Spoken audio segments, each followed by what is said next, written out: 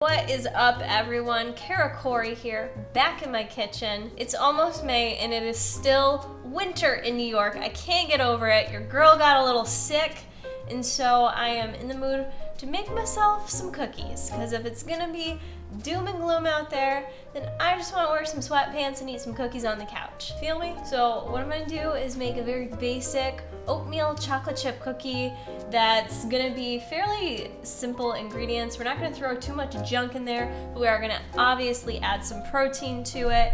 And today I am choosing to use the Machine Isolate.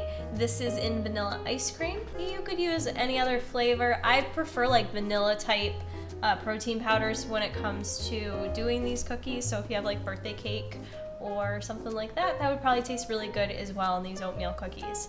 So the first thing we're gonna do is preheat the oven to 350 degrees. Let's get started. Throw everything into a bowl. First thing we're gonna do is I am using real butter for this recipe. You guys want to make it a little bit lower cal, lower fat, then you go Glen Coco. But I just want to use the real deal today, and I'm just using some good old-fashioned Kerrygold Irish butter, full fat, you know? I don't do full fat a lot on here. It's okay to do full fat, you guys. Fat is good for you. If I'm gonna eat fat, why not have it be in some cookies? So I'm gonna actually add 6 full tablespoons of butter, and you should have it softened. I didn't have time to soften it, so mine is half softened, half melted. But we're dumping all of that into our mixing bowl. And with that, we're gonna add in there our sweetener. Again, your options are endless, but your girl does like to use Splenda. So we're gonna add a half a cup of Splenda to that. And then because they're oatmeal cookies, I really like cinnamon in oatmeal cookies. That's just me. So I'm gonna add some ground Saigon cinnamon. Ooh, pretty much what's left of it. We're gonna add that in there. And at this point, I'm just gonna you'd wanna blend together your butter and your sugar and just kinda cream it together. It's the technical term. Get it creamed up. All right, so once that is all together, next thing we're gonna add a organic large brown egg, and we're just gonna use 1 whole egg that I've already got here. I'm just gonna go ahead and whip that up before I add it into the batter, just because I think it makes it easier to ensure that the yolk is all mixed in. No one wants to bite into a cookie and have a big chunk of egg yolk in there. So make sure you mix that good, and then just dump that into your mix.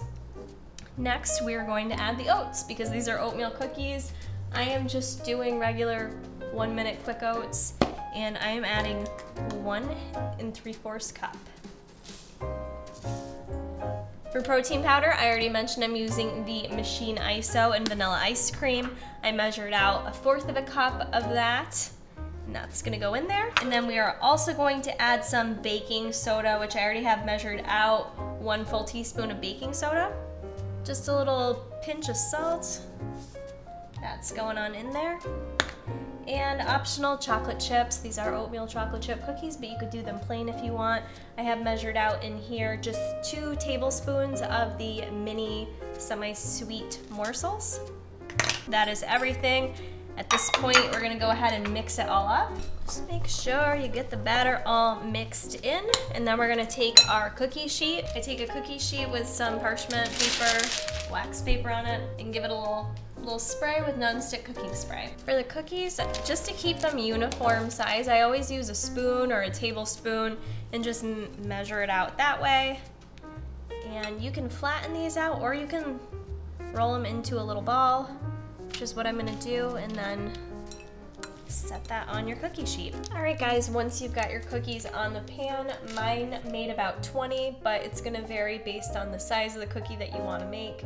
But I've got 20 cookies here. We're gonna throw them in the oven, 350 degrees, for about 15 minutes. All right, guys, 15 minutes later, and my cookies turned out wonderfully. They stayed nice and petite and plump, which is the way I like them.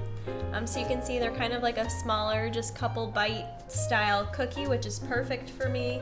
Lately, I've been loving, after I make cookies, just putting them in the freezer and storing them in there so that I can't just eat them all, and I can just take out 1 or 2 at a time, heat it in the microwave, and eat it that way. So it makes for a perfect treat for when you do have a sweet tooth to kind of keep something on hand like that. I'm gonna try one of these right now because they look delish. Let's get the inside of it.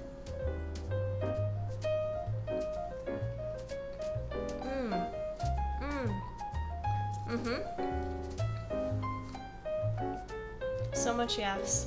Good cookie dance.